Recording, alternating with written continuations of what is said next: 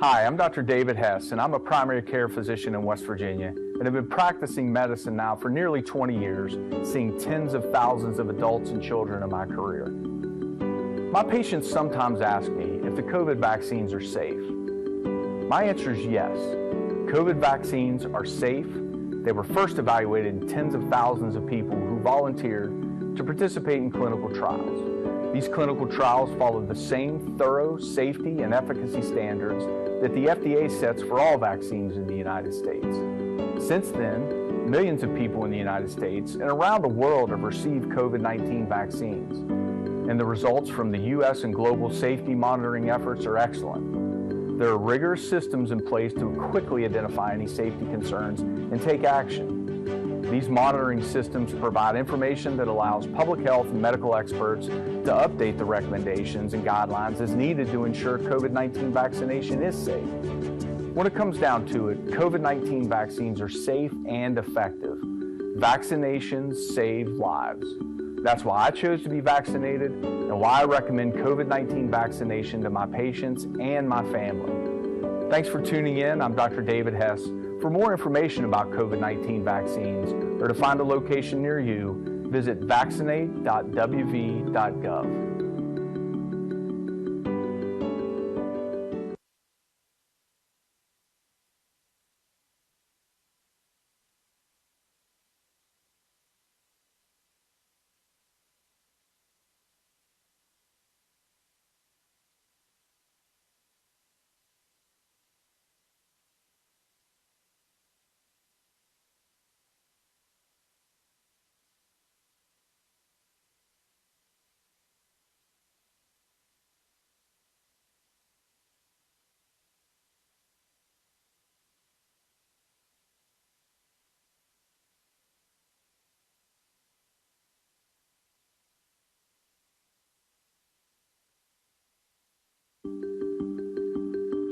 Hi, I'm Dr. Catherine Moffat. I'm a physician specializing in pediatric infectious diseases at West Virginia University. My patients and their caregivers sometimes ask me if children and adolescents can have side effects from COVID-19 vaccination. There can be side effects, although not everyone has them. The side effects that children 12 and up can experience are similar to those in adults. These tend to be mild to moderate and include soreness, redness, and swelling around the injection site, tiredness, headache, chills, fever, or nausea. These effects usually last only a few days, and kids may experience some or none of them. These side effects can be a sign that the immune system is building up its natural defenses against COVID-19, but many people build protection without these signs. Similar to adults, these effects are more common after the second dose, yet that second dose is essential for maximum protection. Although these side effects can occur, they are short-lived and outweighed by the benefits of being protected through vaccination. Many cases of COVID-19 among children and teens are mild, but even mild cases in children can lead to long-term health problems. I've cared for children with COVID-19. Some of their cases can be quite severe. In fact, COVID-19 was among the 10 most common causes of death in children in 2020. And COVID-19 hospitalization rates among teens increased in the spring of 2021. COVID-19 vaccination is a safe and effective way to protect our kids against the virus. It protects not only the person who's vaccinated, but those around them as well, especially children who cannot yet get vaccinated. This is why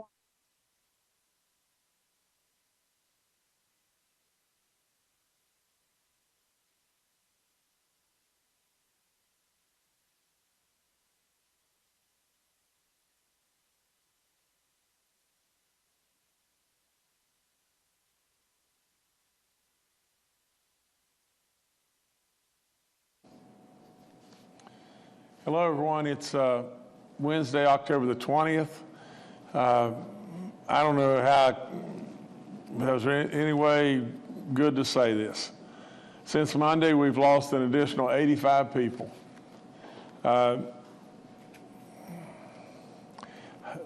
You know, I say it and say it and say it and say it.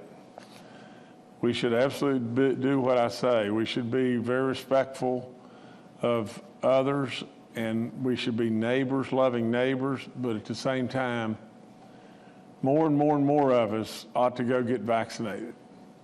And we ought to try to learn more about it, and we ought to ease our fears as best we possibly can. And without any question, one thing is absolutely for certain.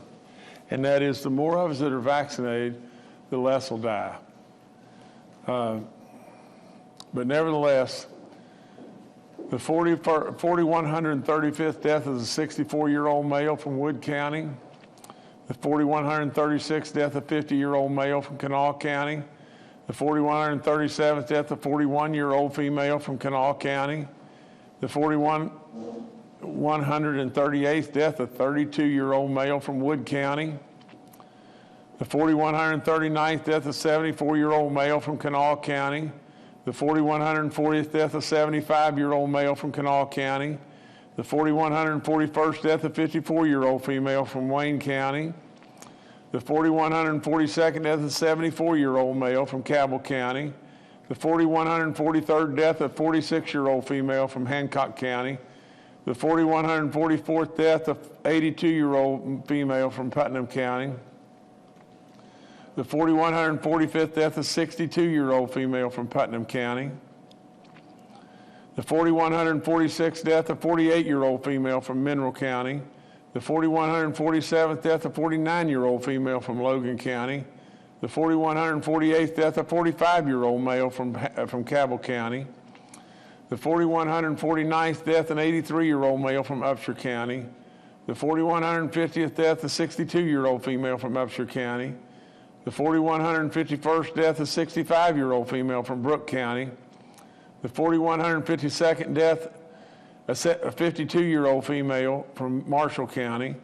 The 4,153rd death of a 70-year-old female from Monongahela County. The 4,154th death of a 43-year-old male from Lewis County. The 4,155th death of a 52-year-old male from Fayette County. The 4,156th death of a 90-year-old male from Randolph County. The 4,157th death of a 65-year-old male from Putnam County. The 4,158th death of a 76-year-old male from Grant County. The 4,159th death of a 41-year-old male from Kanawha County. The 4,160th death of a 28-year-old male from Kanawha County. The 4,161st death of a 79-year-old female from Fayette County. The 4,162nd death of a 56-year-old male from Jefferson County. The 4,163rd death a 69-year-old male from Preston County. The 4,164th death, a 62-year-old female from Monongahela County. The 4,165th death, a 92-year-old male from Tucker County. The 4,166th death, a 65-year-old male from Berkeley County. The 4,167th death, a 72-year-old female from Fayette County. The 4,168th death, a 52-year-old male from Wood County. The 4,169th death, a 103-year-old female from Fayette County. Bless her. The 4,170th death, an 83-year-old male from Raleigh County. The 4,171st death, a 61-year-old female from Nicholas County. The 4,172nd death, a 92-year-old female from Nicholas County. The 4,173rd death, a 93-year-old female from Hancock County. The 4,174th death, an 80-year-old female from Wood County. The 4,175th death, a 50-year-old male from Jackson County. The 4,176th death, a 54-year-old male from Jackson County. The 4,177th death, a 21-year-old male from Jackson County. The 4,178th death, an 86-year-old female from Tucker County. The 4,179th death, a 34-year-old female from Lewis County. The 4,180th death, a 70-year-old female from Kanawha County. The 4,181st death, a 74-year-old female from Wood County. The 4,182nd death, an 80-year-old female from Marshall County. The 4,183rd death, a 62-year-old female from Jefferson County. The 4,184th death, a 56-year-old male from Kanawha County. The 4,185th death, a 65-year-old female from Upshur County. The 4,186th death, a 69-year-old female from Marion County. The 4,187th death, a 72-year-old female from Marion County. The 4,188th death, a 56-year-old female from Wood County. The 4,189th death, a 44-year-old female from Mason County. The 4,190th death, an 85-year-old male from Wood County. The 4,191st death, a 68-year-old male from Monongalia County. The 4,192nd death, an 84-year-old male from Preston County. The 4,193rd death, a 71-year-old male from Braxton County. The 4,194th death, a 52-year-old male from Greenbrier County. The 4,195th death, a 54-year-old female from Hancock County. The 4,196th death, a 51-year-old female from Marshall County. The 4,197th death, a 72-year-old male from Wayne County. There's 22 additional deaths that are reconciliation deaths. The 4,198th death, a 67-year-old male from Upshur County. The 4,199th death, a 79-year-old female from Kanawha County. The 4,200th death in West Virginia is a 97-year-old female from Wayne County. The 4,201st death is an 80-year-old male from Ohio County. The 4,202nd death is a 73-year-old female from Cabell County. The 4,203rd death is an 82-year-old male from Marshall County. The 4,204th death is a 49-year-old female from Cabell County. The 4,205th death is a 43-year-old female from Marion County. The 4,206th death is a 39-year-old male from Hardy County. The 4,207th death is a 49-year-old male from Randolph County. The 4,208th death is a 62-year-old male from Barber County. The 4,209th death is an 80-year-old male from Clay County. The 4,210th death is a 33-year-old female from Harrison County. Is this correct, Jordan, you know, that there's two 33-year-olds right back to back in Harrison County? We're going to double check this, but my notes say the 4,211th and the 4,210th death are 33-year-old females from Harrison County. That doesn't seem exactly right to me. The 4,212th death, a 97-year-old female from McDowell County. The 4,213th death, a 91-year-old female from Jefferson County. The 4,214th death, a 94-year-old female from Monongalia County. The 4,215th death is a 56-year-old female from McDowell County. The 4,216th death, a 63-year-old male from Mingo County. The 4,217th death, an 89-year-old male from Brooke County. The 4,218th death, a 93-year-old male from Nicholas County. And the 4,219th death, a 66-year-old male from Boone County. We'll let you know if that was a duplication and we are at 4,218 or 4,219 deaths. It's a lot of great West Virginians. We're down to 8,469 active cases. That's better. Our daily positivity rate is 6.5%. That's better. Our cumulative rate is at 6.07. There's over 250,000 recovered West Virginians from this dreaded disease. There's 714 hospitalized, 211 in the ICU units, and 128 on ventilators, and that's down a little bit. We have 4 green counties now, 40 school outbreaks in 18 counties, 602 confirmed cases right now. And we have 2 counties that still aren't wearing masks, and that's their local decision. That's Pocahontas and Tucker counties. I remind everybody again, 65 and older, if you have any symptoms, I was feeling a little tough on Monday and got tested negative. I think you should take advantage of the free testing. The antibodies are waiting on you. If by chance you were tested and tested positive and everything, we could probably save your life. I encourage you, if you're in a big crowd of people and you've got, compromising issues, diabetes, lung conditions, heart conditions, you're 65 and older, you ought to really consider wearing a mask. All the booster shots are available. Anybody that's age 18 and above ought to be getting your booster shot. If you're Pfizer, if you took Pfizer and you're 6 months out, if you're fully vaccinated and you're not getting your booster shots, you're not being smart. That's all there is to it. You should absolutely go get that booster shot. We've got all the shots available and we're working on it like crazy. I don't have you an update on Moderna. It looks like Moderna is going to come out. It can all change, that. But indications are for 65 and older with compromising issues. That's the way it's going to maybe ease out in the beginning.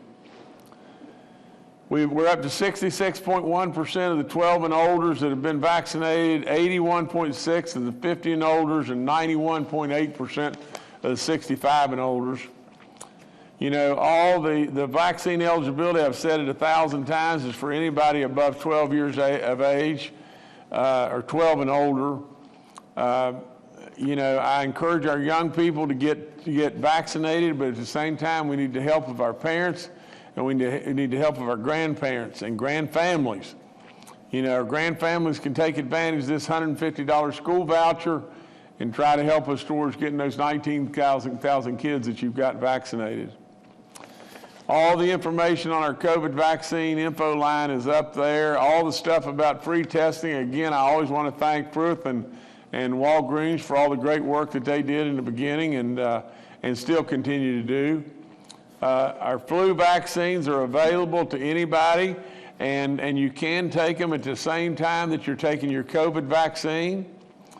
I remind everybody about this rental assistance program, especially our renters and landlords. Please look into that, and if you're having an issue or a problem, get in touch with us and see if you qualify for some of these dollars. We've still got a lot of dollars that we could be sending out right there. And the only other thing I've really got is tomorrow we're going to kick off our fall trout stockings, and and I'm going to be making an announcement tomorrow at 11 a.m. I think I encourage everyone to tune in to that announcement and everything. But at 11 a.m. tomorrow, and it's a wonderful time of year. My gracious sakes alive, the colors are just starting out and they're beautiful beyond belief. And our waters are in pretty decent shape, relatively low, I'm sure, but pretty decent shape. But we're going to make a gigantic announcement on a beautiful trout stream tomorrow that we're kind of bringing back and into the program and everything. And I think you'll really like it. 11 a.m. tomorrow. That's all I got. Oh, I got one other thing.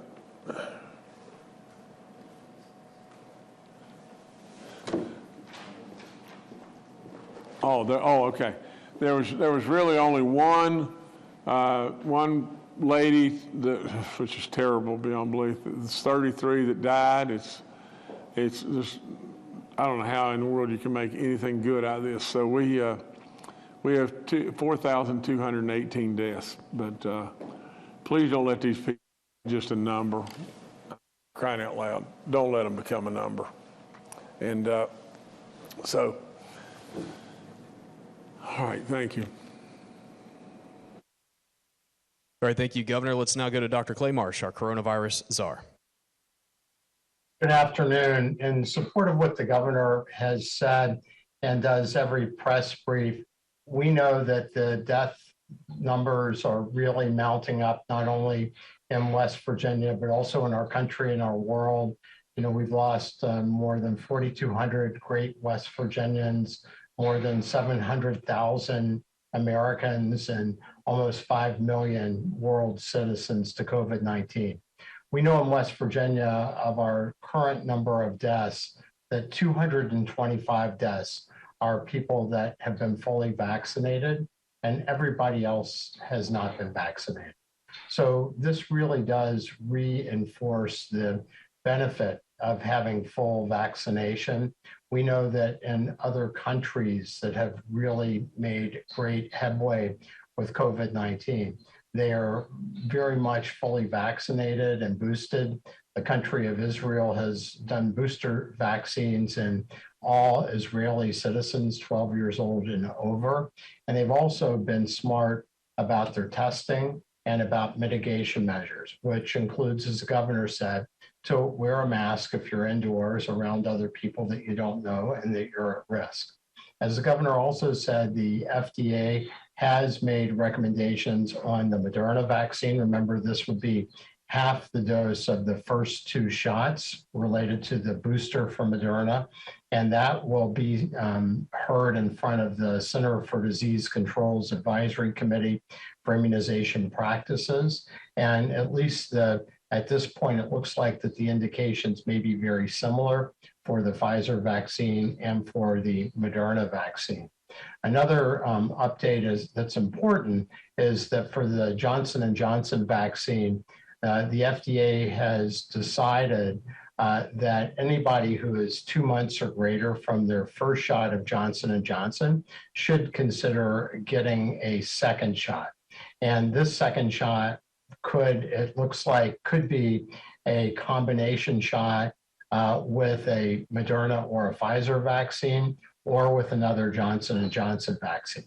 And that hasn't been cleared yet. It hasn't been authorized by the FDA or the CDC, both of which need to sign off on that for that to become the standard, the guidance. But there was a study done by the National Institutes of Health that showed if you got a first Johnson & Johnson vaccine and your second vaccine was Moderna, 13 days after that second vaccine, they saw a 76 times increase in antibodies that were effective against COVID-19. If your second shot was Pfizer, they saw a 35 times increase in antibodies against COVID-19. If your second shot was Johnson & Johnson, remember this is all after a first shot of Johnson & Johnson. If your second shot was Johnson & Johnson, there's only a 4 times increase in antibody levels. So it does appear that taking a second shot with a messenger RNA vaccine, Moderna probably greater than Pfizer, will give you more antibodies, at least at 13 days, than a second shot of Johnson & Johnson. That will also be discussed. The only other thing that I wanted to bring up is as we look around the world and look at places that are having new issues with COVID-19, I want to call some attention to the United Kingdom. The United Kingdom is starting to see their cases spike up again, and that's as they have lessened their discipline as far as mitigation and testing. But they're also seeing a new variant of the Delta variant, an additional couple of mutations in the spike proteins. Remember, the spike proteins are where the virus binds to our cells. That's also where the antibodies, the immune factors, recognize and bind and cover up, neutralize the ability of the virus to get into cells. So these antibodies recognize the spike proteins. That's where the vaccinations are against. And although this new variant called Delta Plus has not taken over from the native Delta, it is slowly growing. So it is something worth watching for. Many experts, including Scott Gottlieb, who was President Trump's FDA commissioner for 4 years, has also been tweeting about this, as have other experts. So this bears watching, but it does reinforce the idea that not only is vaccination important to prevent severe side effects of COVID-19, but also very important to prevent spread. Thank you. Thank you, Dr. Marsh. Next, we'll hear from Dr. Ainam Jadar, State Health Officer. Good afternoon. We have gotten some questions about quarantining and vaccination, so I just wanted to give a quick reminder about that. If you've been fully vaccinated and you've been exposed to someone with COVID-19, you don't need to stay home or isolate or quarantine unless you're having symptoms. So fully vaccinated individuals, you don't need to stay home unless you're having symptoms. And then we do recommend, you do get tested 3 or 5 days afterwards. Now, if you have not been vaccinated yet and you have been exposed to someone with COVID-19, then you do need to stay home for at least 14 days, and then also recommend to get tested 3 to 5 days afterwards to make sure you don't have COVID. But those are the recommendations. You can see those on our website as well as CDC. And we do want to remind everyone that we have free testing sites still around the state, and we do recommend that you please utilize those. But we still get those questions a lot. But those are also on our website and also on CDC's website about those recommendations. Thank you. Thank you, Doctor. Secretary Bill Crouch is also joining us today and is available for questions. Retired Major General Jim Hoyer had a prior engagement, and he will rejoin us next week. We'll now go to questions from members of the media. The first today from Paul Mullen with WCBC.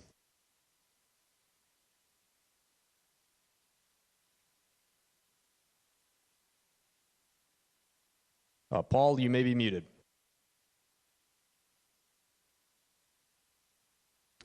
All right, Paul, we're having a connection issue there. We'll go next to Charles Young with WV News.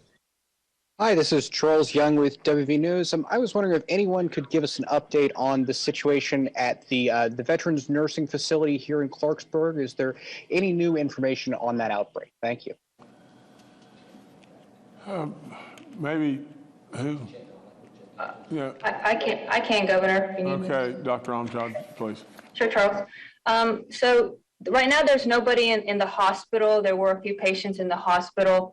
Unfortunately, there was one patient that did pass away.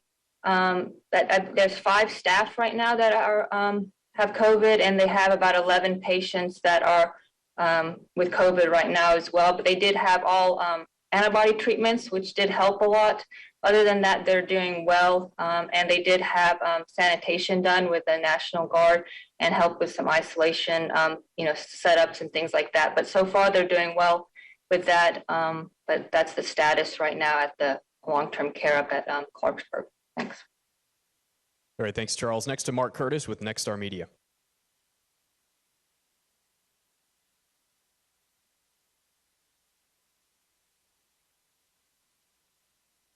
Paul, I'm sorry, Mark, I think you're muted too.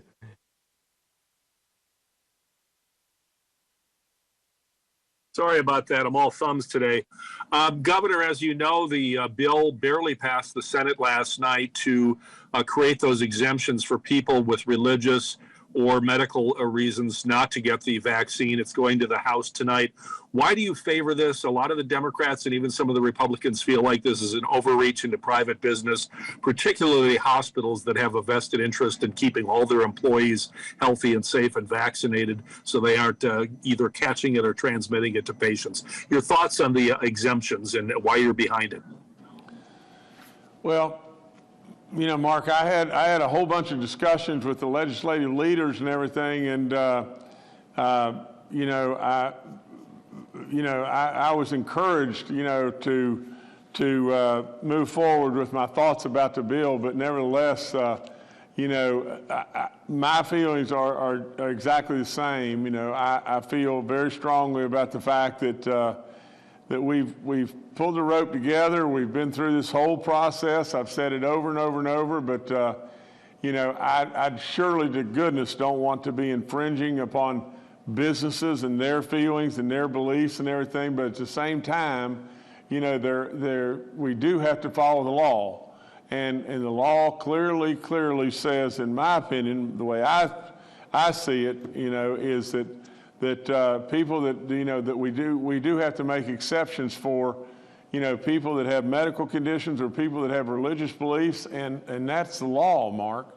And all I was trying to do is clarify, because, I hate like crazy to see someone losing their job, when they do have a legitimate, exemption, whether it be medical or religious, and I felt like that was the right move to try to keep us all pulling the rope together. All right, thank you, Mark. Paul Mullen, I believe we've reestablished connection. Good afternoon, Governor. Good afternoon, everyone. My apologies for being all thumbs as well. I wanted to go to Secretary Crouch and Dr. Amjad with a question about the general health of West Virginians. Obviously, during the pandemic, the emphasis has been on COVID-19. and now the flu season coming up, and also the opioid crisis as well. That's a heck of a triple header. But I know there's been some concern that people that needed treatment for other existing conditions have not gotten that treatment because of the pandemic. Are you hearing reports of that from the field? And maybe what are your specific concerns with regard to other potential illnesses? Thank you. I think Dr. Marsh, maybe you can do this. Can you do this, sir? Sure, I'm happy to start, Governor. Maybe I'll hand it to Secretary Crouch and Dr. Amjad too. Thank you, Paul. We know that West Virginia continues to be challenged with the opioid pandemic. We've seen an increase in the number of overdose deaths since the COVID pandemic has been upon us. We are also very much concerned about the dual problems of influenza with COVID-19 coming up with the winter season approaching, which is why the governor and all of us have been so consistent in saying that people should really get their influenza shots, their flu vaccines, as well as be fully vaccinated and, if eligible and the timing's right, get boosted for COVID-19.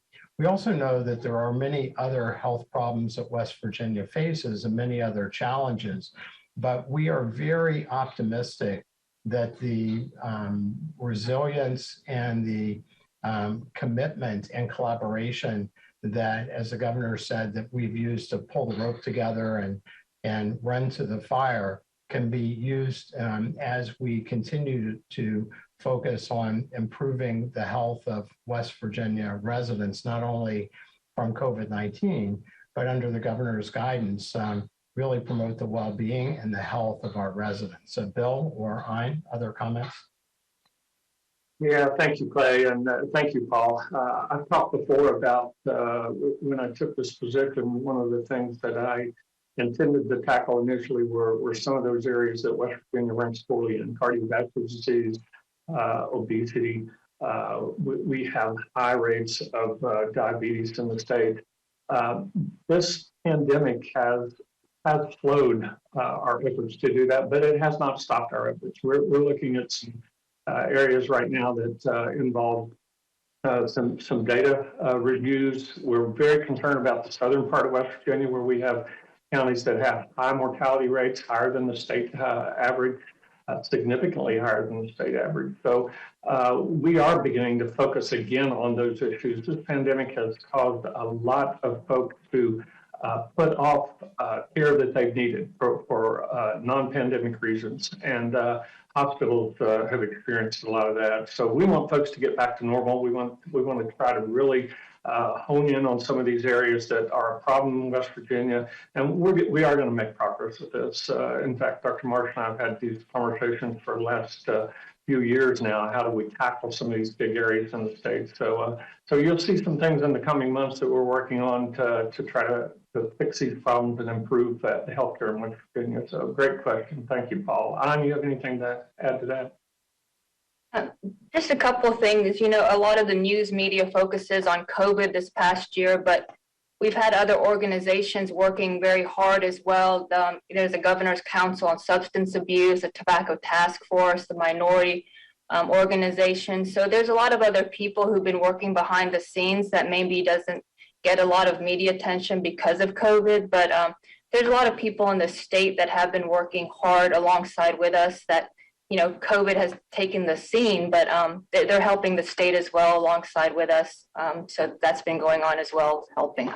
That's all. Thanks. All right. Thank you, Paul. Governor, I'll turn it back to you. Well, I tried to clean up this situation about, beautiful lady that died is 33 years old and from Harrison County, and there was only the one death. But we'd left off that there was the 4,211th death was really a 66-year-old female from Braxton County.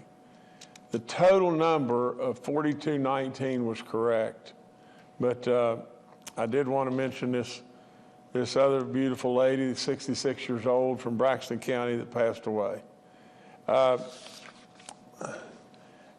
than that, really, I really don't have anything else today except I just continue to encourage on vaccinations, and I would continue more than anything to encourage your prayers.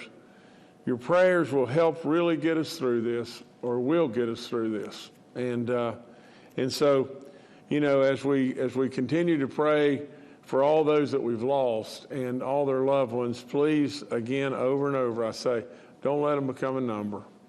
They surely have given too much to end up just being a number. So thank you so much. That's all I've got.